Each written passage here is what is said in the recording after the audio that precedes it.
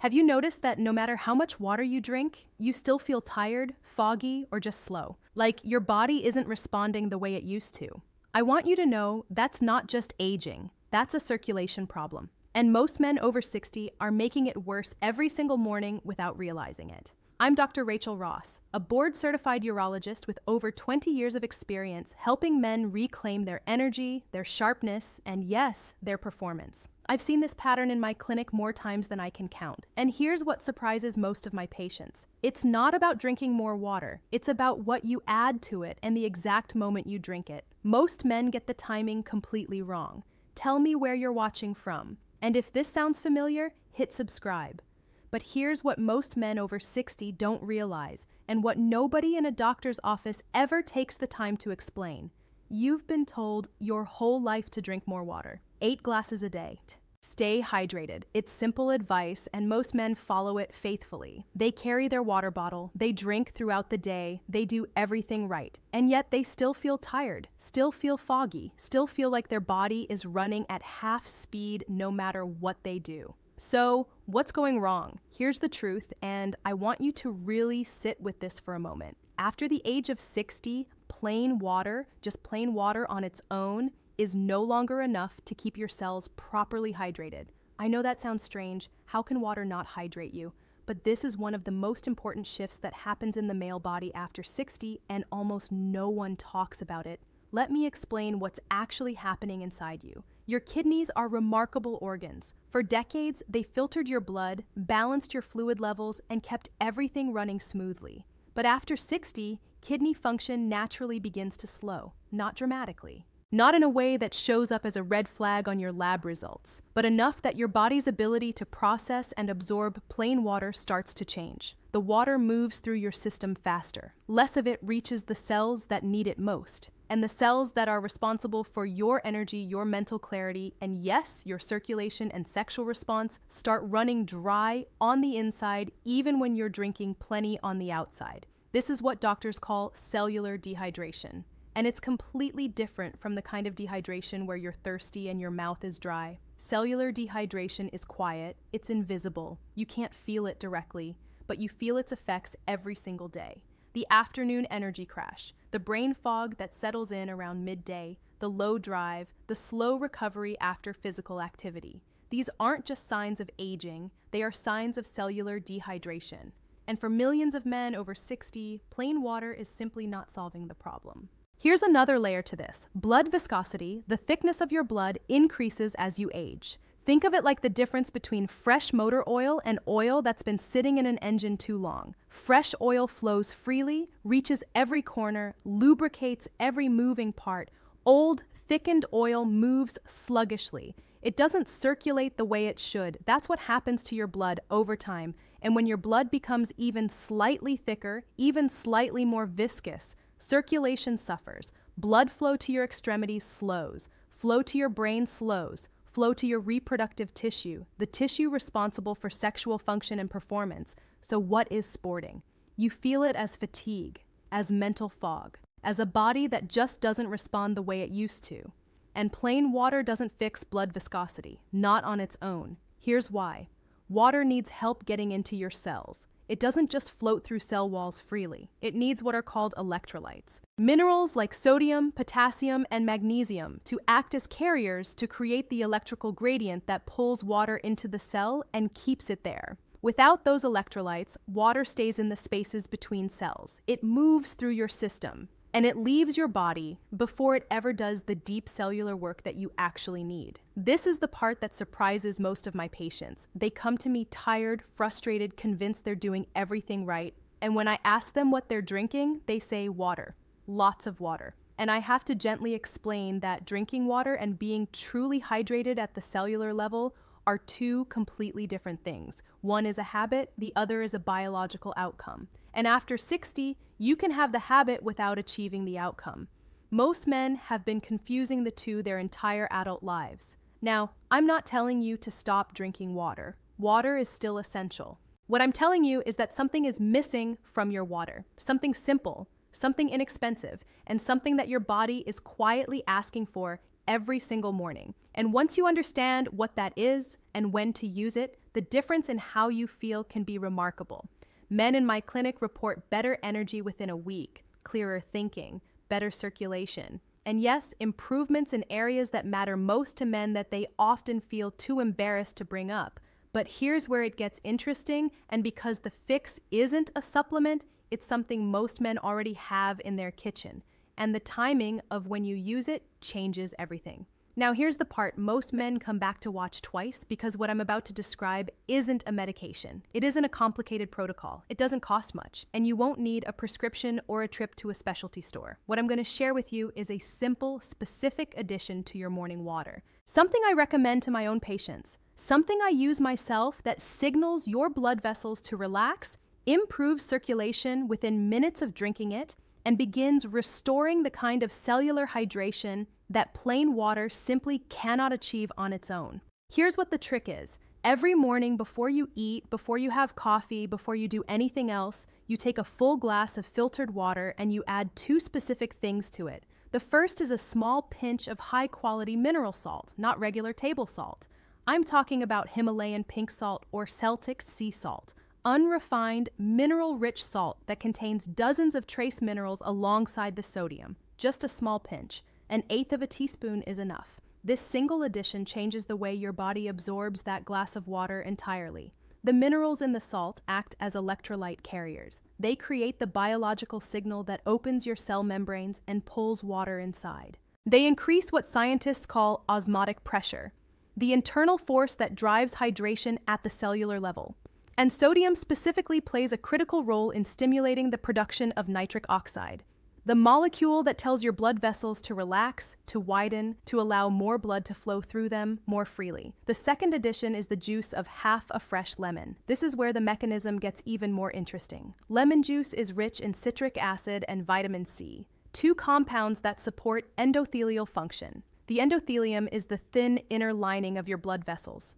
Think of it as the wallpaper inside your arteries. When that lining is healthy, blood flows smoothly. When it becomes inflamed or oxidized, which happens progressively after 60, blood flow becomes restricted. Vitamin C is one of the most well-documented protectors of endothelial health. And citric acid helps the body absorb minerals more efficiently, making your mineral salt addition even more effective. So, what you have in that single glass is this: electrolytes to drive cellular hydration, nitric oxide stimulation to relax your blood vessels, endothelial support to protect the lining of your arteries, and a mineral-rich base that your body can actually use rather than simply pass through. Now let me tell you what happens inside your body when you drink this every morning. Within about 15 to 20 minutes, your blood vessels begin to relax. Nitric oxide is a vasodilator.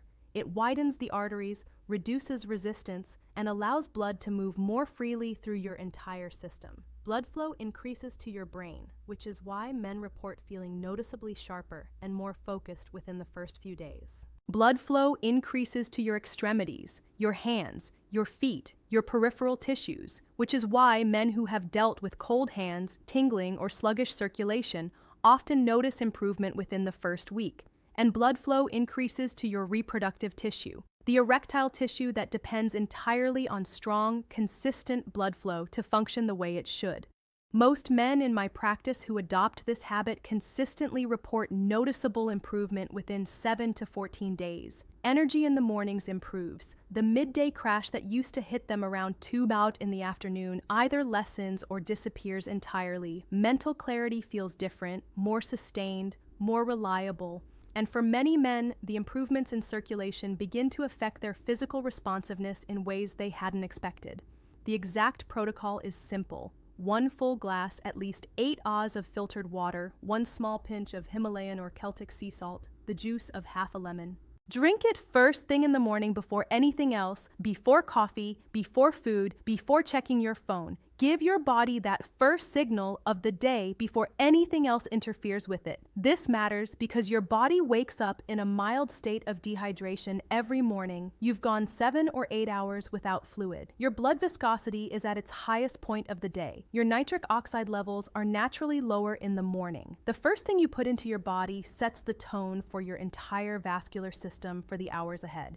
And most men waste that window by drinking coffee, which we'll talk about in a moment, before their body has had a chance to rehydrate at all. Now, this works powerfully on its own, but most men unknowingly cancel out this benefit with one habit they do right after waking up. And it's something almost everyone does. Here's what most people don't realize about their morning routine. You can do everything right with your water. You can add the salt, add the lemon, drink it at exactly the right time, and then within the next 30 minutes, undo almost all of it without ever knowing you did. That's what this chapter is about, because after 60, your blood vessels are more sensitive to morning signals than they were when you were younger. Your cortisol response is sharper, your vascular system reacts more strongly to stress stimulation and inflammation. And there are 4 specific morning habits that most men over 60 have built into their daily routine. Habits that feel completely harmless, maybe even healthy, that are quietly constricting blood vessels, spiking stress hormones, and undermining your circulation before your day has even properly begun. The first habit is drinking coffee before water. I understand that for most men, coffee is a ritual. It's comfort. It's the signal that the day has started. And I'm not here to take your coffee away from you, but the timing matters enormously. Caffeine within the first 30 to 45 minutes of waking hits a body that is already slightly dehydrated and already producing its natural morning cortisol surge. Cortisol is your body's primary stress hormone, and it naturally peaks in the early morning, a mechanism designed to help you wake up and get moving. When you add caffeine on top of that cortisol peak, you amplify it. Cortisol causes blood vessels to constrict. It raises your blood pressure. It increases platelet aggregation, meaning your blood becomes slightly stickier and more prone to sluggish flow. If you drink your lemon mineral water first, wait at least 20 to 30 minutes, then have your coffee, the impact is dramatically different. Hydrate first, coffee second. That single change in order can make a measurable difference in how your cardiovascular system performs all morning. The second habit is checking your phone the moment you wake up. I know this sounds unrelated to circulation, but here's what's actually happening. The moment you pick up your phone and begin scrolling news, emails, notifications, your brain interprets that information stream as a low-grade threat. Your amygdala fires. Your body releases a small pulse of cortisol and adrenaline. Your blood vessels tighten. This stress response, triggered within the first few minutes of waking, sets a physiological tone for your entire morning, and it compounds with the cortisol your body is already naturally producing. For men over 60, whose vessels are already less elastic than they were at 40, this morning stress response has a more lasting effect. Even a 10-minute buffer, a window between waking and your first screen interaction, gives your vascular system a chance to settle into the day naturally before being hit with stimulation. The third habit is skipping morning movement.